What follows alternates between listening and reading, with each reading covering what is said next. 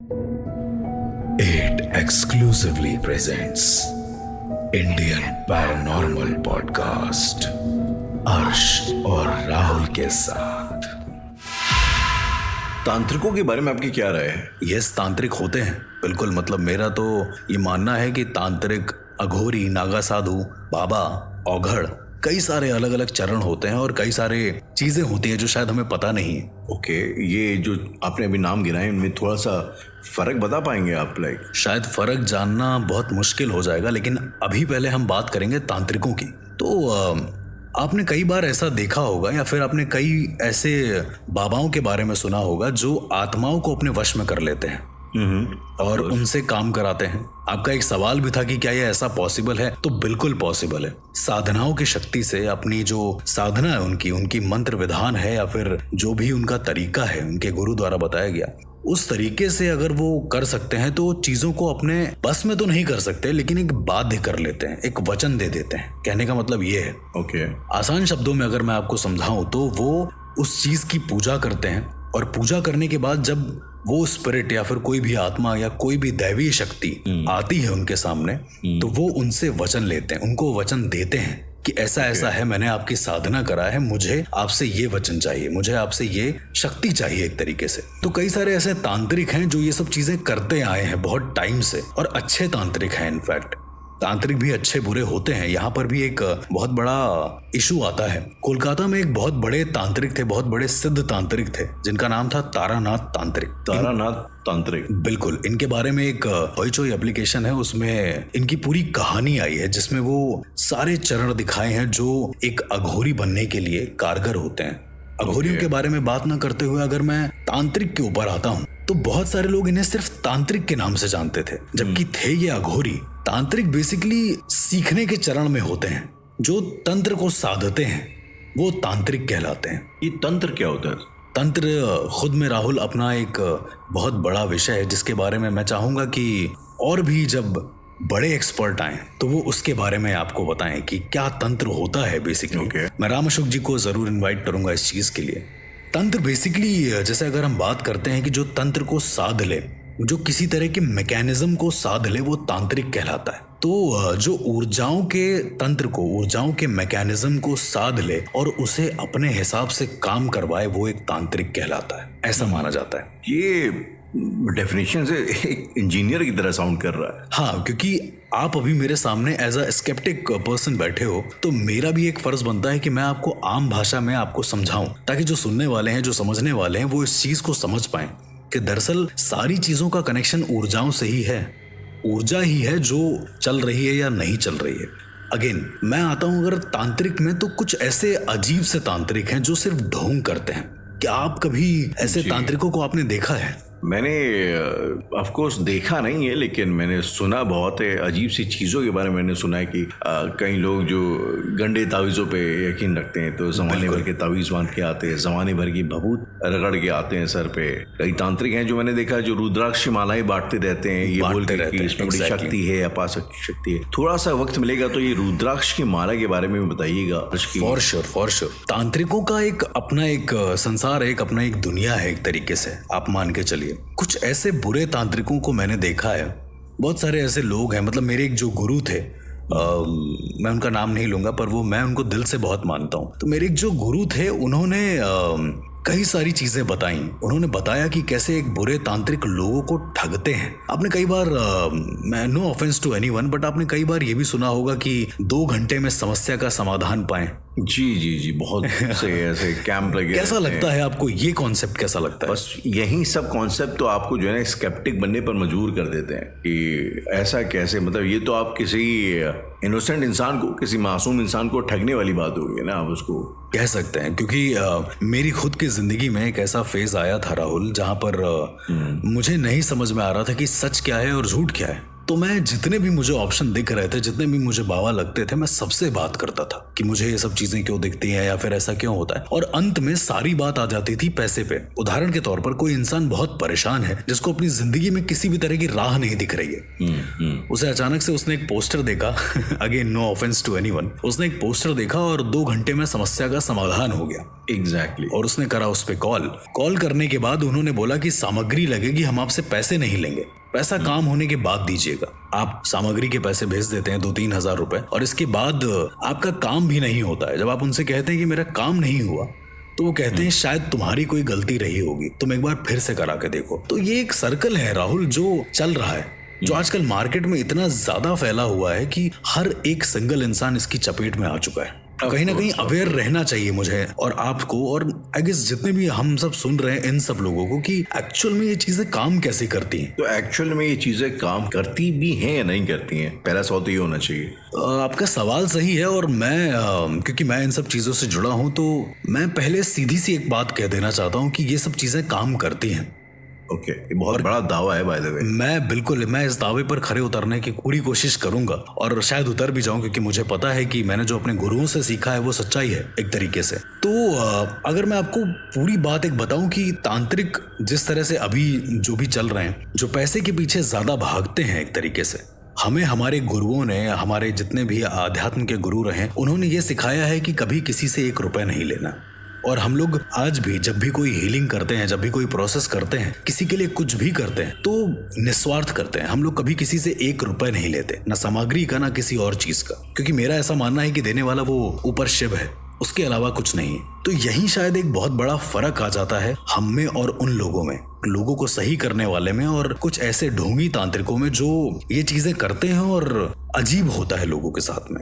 और कई बार ऐसे केसेस में भी देखा गया है राहुल कि लोगों ने कुछ अलग तांत्रिकों को बुलाया है जिनको ज्ञान कम है पर कम है, और उसकी वजह से उनके घर में प्रॉब्लम बढ़ती चली गई है। इसी चीज को मुझे याद आई, रिसेंटली मैंने एक फिल्म देखी, एक टर्किश फिल्म थी, डबे, टर्किश हॉरर, यस, डबे देखियो, डबे, हाँ। yes, exactly. तो उस फिल्म में एक सीन पे आते आते उन्होंने कुछ ऐसा दिखाया कि एक फैमिली के ऊपर किसी ने कुछ तंत्र टाइप का किया हुआ था, और उनके घर पे किसी कोने में उन्होंने जमाने भर की चीजें इकट्ठा कर रखी होंगी, शायद से इकट्ठा करके गाड़ी हुई थी, उसमें एक गाय का सर भी था, उसमें जमाने भर के टोटके टाइप की चीजें थी, समझा। तो ये सब क्या मानते हैं इन सब चीजों से कुछ होता है? मेरा ऐसा मानना है कि जो भी टोटके हैं, टोटकों के अलावा कुछ ऐसे तरीके हैं जो खुद से बनाए गए हैं। जैसे उदाहरण के तौर पर मैंने आपको ABCD सिखा दी, अब आप सेंटेंस तो कुछ भी बना सकते हैं ना। तो कहने का मतलब ये है कि अगर किसी ने बेसिक सीखा, उसका दिमाग ही नेगेटिव है, तो वो जानवरों को काटना या जो भी है, वो जिस तरह से वो अपना तरीका आजमाएगा, वो तरीके फिर उसके हिसाब से काम करेंगे, क्योंकि उसने एनर्जीज को उस हिसाब से मोल्ड कर रखा है। कहने का मतलब ये है, कई सारे ऐसे देश में ऐसे कॉन्सेप्ट भी हैं, जैसे आपने बच्चों की नाल जो है उसको भी देखा होगा डब्बे के अंदर, की वो लेके एक बॉक्स में रख लेते हैं और फिर उससे बहुत सारा जादू करते हैं, क्योंकि वो लोग तो बहुत ब्रूटल दिखाते हैं अपने उसमें। अगर हम अपने देश की बात करें तो यहाँ पर भी कई सारे ऐसे कॉन्सेप्ट हैं जो बहुत ज्यादा ब्रूटल हैं पर विजिबल नहीं है एक तरीके से। ब्रूटल हैं पर विजिबल नहीं है, एग्जैक्टली, लोगों की नॉलेज में नहीं है। उदाहरण के तौर पर एक गांव है, सीतापुर के थोड़ा सा आगे एक गांव पड़ता है। उस गांव में ये मान्यता भी नहीं है, उस गांव में दरअसल बहुत समय पहले एक तांत्रिक आया था। वहां पर बहुत सारे हादसे होते थे उस गांव में, तो बहुत साल पहले वहां पर एक तांत्रिक आया और उसने बोला कि ये हादसों को अगर बंद करना है तो लोहे की जो कील होती है, सबसे बड़ी, जो बड़ा साइज होता है, तो जब भी कोई मरे तो उसके पैर में वो बड़ी बड़ी कीलें गाड़ दो। अच्छा, तो आज भी उस गांव में लोग पैरों में कीले गाड़ देते हैं, और ऐसा सिर्फ इसलिए करते हैं क्योंकि जलाने के बाद उनका ये मानना है कि कोई भी आत्मा या फिर कोई भी भूत या प्रेत चलकर वापस ना आ पाए।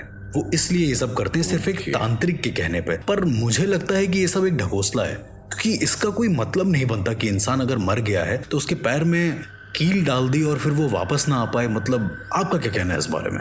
ये मेरे लिए तो, मैं ईमानदारी से बताऊं, ये सारी चीज़ें ही मानना अपने आप में थोड़ा सा कॉम्प्लिकेटेड है। तो अगर ये पाँव में नकेल ठोकने वाली बात है तो मे भी शायद गलत होगा। एग्जैक्टली। अब बाबाओं तांत्रिकों में बहुत सारे अलग अलग तरह के तांत्रिक मैंने देखे हैं जो कुछ अपने पैसे के लिए काम कराते हैं। कुछ तांत्रिक ऐसे भी होते हैं जिन्हें पैसा नहीं चाहिए होता है। मेरे ऊपर पॉइंट मत करिएगा, वो ऐसे होते हैं कि उन्हें पैसा नहीं चाहिए, क्योंकि मैं एक तांत्रिक नहीं हूँ, मैं एक नॉर्मल कह सकते हैं कि एक इंसान हूँ जो जिसको ब्लेसिंग्स हैं, थोड़ी बहुत, हल्की बहुत, ये कह सकते हैं आप अपने आप को एज अ हीलर आइडेंटिफाई करते हैं, राइट? यस, मैं एज अ हीलर आइडेंटिफाई करता हूँ, क्योंकि मैं अभी तांत्रिक नहीं हूँ, मैं ना बनना चाहता हूँ इनफैक्ट। ओके।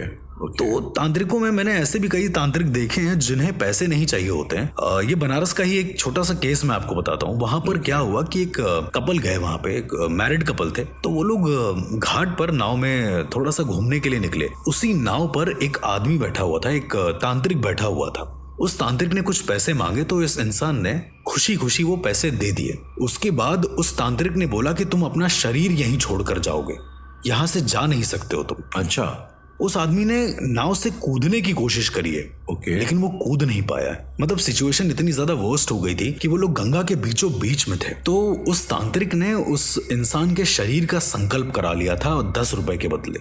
शरीर का संकल्प करा लिया था, मतलब कि अब ये जो शरीर है, इस इंसान का जो शरीर है, वो इस तांत्रिक का है। और अगेन मैं आपको फिर से बोल देना चाहता हूँ कि तांत्रिक है वो। मैं बताऊंगा कि बाद में मैं ऐसा क्यों कह रहा हूँ, पर वो एक तांत्रिक था और वो ऐसा कर रहा था। ये इम्पॉसिबल है। ये उसके कह सकते हैं कि शायद जो भी विद्या उसने करी है, मुझे नहीं पता कि उसने क्या विद्या करी थी, पर कई बार जो बुरे तांत्रिक होते हैं वो शरीरों का संकल्प एक अलग अलग तरह की साधनाओं के लिए करते हैं। वो शरीरों का इस्तेमाल करते हैं और उसके बाद अपनी ऊर्जा को बढ़ाते हैं।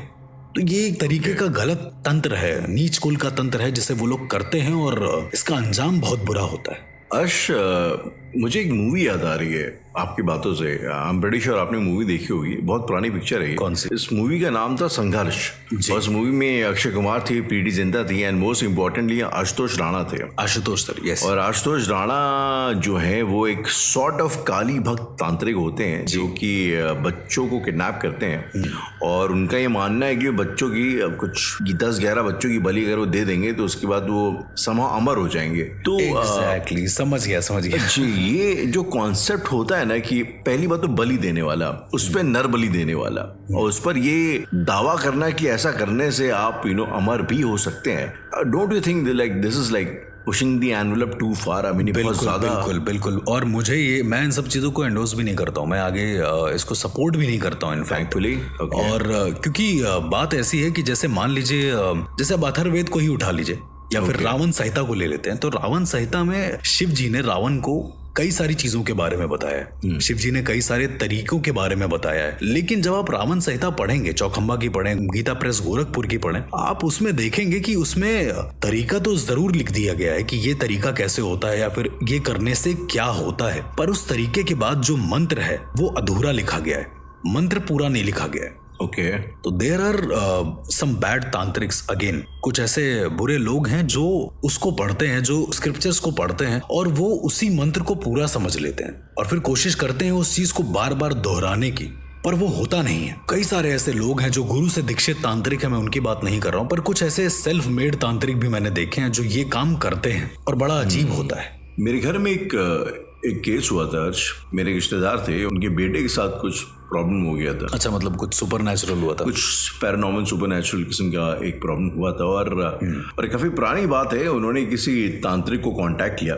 ओके। एंड आई थिंक आज उस बात को 6-7 साल हो चुके हैं और वो जाने कितनी बार यज्ञ पता नहीं क्या क्या सब करवा चुके हैं अपने बच्चे के लिए। मतलब कई बार वो, जी बिल्कुल, जितनी बार कराए उतनी बार जाहिर सी बात उतना मोटा खर्चा भी हुआ है। और मुझे नहीं लगता कि उनके लड़के में, हालांकि वो तांत्रिक क्लेम करता फायदा हुआ है, लेकिन मुझे नहीं लगता उसकी कंडीशन में कुछ खास फर्क आया है। मुझे लगता है मेरी बात बताने से आपको ये इंसिडेंट याद आ गया। हाँ, कुछ वैसा ही है। तो मुझे ना कहीं एक डाउट कह लो, एक स्केप्टिसिज्म कह लो, या ये कह लो कि मुझे तो नहीं विश्वास है कि ऐसा कुछ। मुझे लगता है कि ढोंगी किस्म के तांत्रिक बहुत ज्यादा है मार्केट में।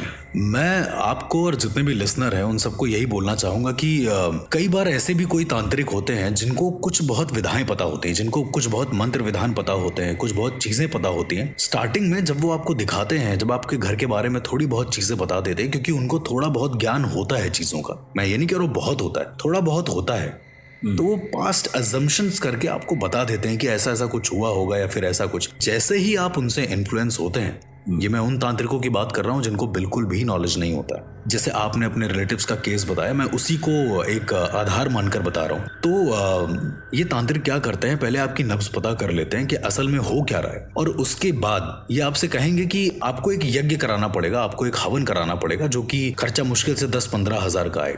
और लोग मोस्टली करा लेते हैं, जो जिनके पास होता है पैसा वो करा लेते हैं। कभी कभार ये भोली वाली जनता को भी लूटते हैं, ठीक है। उसके बाद क्या होगा, उस हवन कराने के बाद कुछ देर तक चीजें ठीक हो जाएंगी, पर थोड़े समय के बाद वही दिक्कत वापस आएगी। ऐसा भी आपने सुना होगा कि भाई आपके जो रिलेटिव्स की आप बात बता रहे हो, शायद उनके साथ भी ऐसा ही हुआ होगा कि वो कहेंगे कि यार फिर से यार प्रॉब्लम आ गई, तो वापस से उसी तांत्रिक के पास आप जाओगे। इट्स अ बिजनेस कि उनको नॉलेज भी है। तो वो लोग क्या काम करते हैं, ये बेसिकली ये तरह के तांत्रिक जो होते हैं, ये छोटी मोटी किसी स्पिरिट को काबू में करते हैं, या एक तरीके से उसको साध लेते हैं, उससे वचन लेकर उसको साध लेते हैं, और किसी के घर में जाकर उसका पास्ट कुछ बहुत बता देते हैं। और ये करने के बाद जैसे ही उनका पैसे का जरिया बनने लगता है, वो उसी आत्मा को उसके घर में भेजकर गलत काम करवाते हैं, और तब जाकर वो लोग आपके पास वापस आते हैं। ऐसा कोई केस सॉल्व किया हुआ है आपने? मैंने ऐसे कई बार ऐसे केसेस थे। एक बिहार का एक केस था जो मुझे याद है।